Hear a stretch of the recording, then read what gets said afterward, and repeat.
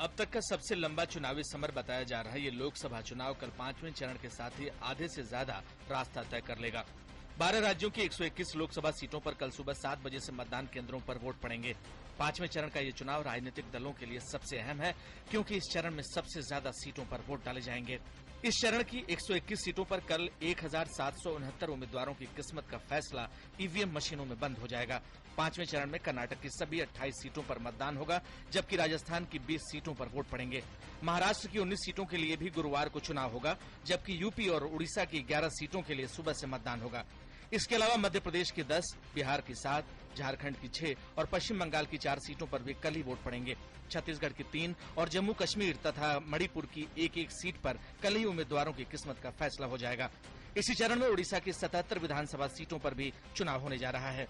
सभी 12 राज्यों में चुनाव की सारी तैयारियां पूरी हो चुकी हैं और चुनावी पार्टियां मतदान केंद्रों पर तैनात हो चुकी हैं। कर्नाटक में सभी सीटों पर चुनाव हो रहे हैं, इसलिए वहां चुनाव आयोग को सबसे ज्यादा मशक्कत करनी पड़ी है।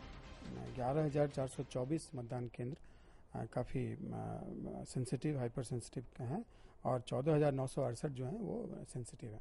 बाकी सभी सामान्य मतदान केंद्र हैं और इन सब जगहों पर काम करने के लिए करीब 2,95,000 लोग जो हैं वो मतदान केंद्र में हमारे ऑफिसर्स और स्टाफ काम करेंगे, ड्यूटी पर रहेंगे और इनमें 1,18,000 से ज़्यादा महिलाएं हैं, तो महिलाएं भी इसमें काम कर रही हैं।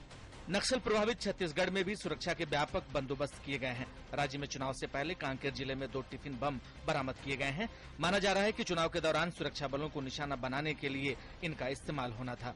पुलिस ने 2 नक्सलियों को भी गिरफ्तार किया है। राज्य की 3 सीटों पर सुबह से वोट डाले जाएंगे।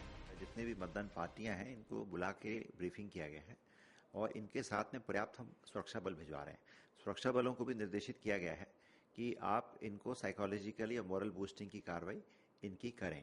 दूसरा पॉइंट ये है कि उनका एज प्रोफाइल भी देखा गया है और जो टफ एरियाज है वहां पे महिलाओं को ना लगाया जाए, उसकी ओर भी ध्यान दिया गया है। इस चरण में कल मतदाता जिन प्रमुख प्रत्याशियों की किस्मत तय कर देंगे उनमें केंद्रीय मंत्री सुशील कुमार शिंदे, गुलाम नबी आजाद, वीरप्पा मोइली, मल्लिकार्जुन खड़गे, ज्योतिरादित्य सिंधिया और सचिन पायलट शामिल हैं। इसके अलावा फिल्म अभिनेता और वरिष्ठ बीजेपी नेता शत्रुघ्न सिन्हा, पूर्व गृह सचिव आर.के. सिंह, लालू यादव की बेटी मीसा भारती, पूर्व केंद्रीय मंत्री मेनका गांधी, संतोष गंगवार, जसवंत सिंह, सीपी जोशी और सुबोध कांत सहाय की सीटों पर भी कल ही चुनाव होंगे। कर्नाटक में बेंगलुरु दक्षिण सीट पर दिलचस्प मुकाबला है, जहां इन्फोसिस के सह संस्थापक नंदन नीलेकड़ी का मुकाबला बीजेपी के दिग्गज नेता अनंत कुमार से है।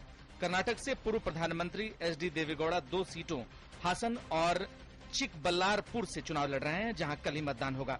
महाराष्ट्र से पूर्व मुख्यमंत्री अशोक चौहान, बीजेपी नेता गोपीनाथ मुंडे और एनसीपी नेता सुप्रिया सुले की किस्मत का फैसला भी कल ही होगा। छत्तीसगढ़ में पूर्व मुख्यमंत्री अजीत जोगी और मुख्यमंत्री रमन सिंह के बेटे अभिषेक सिंह की किस्मत का फैसला भी कल ईवीएम में बंद हो जाएगा।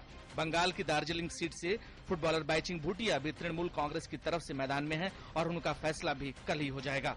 ज्यादातर राज्यों में इस बार चुनाव त्रिकोणीय या चतुष्कोणीय हो रहे हैं, इसलिए नेताओं की धड़कन बढ़ गई है।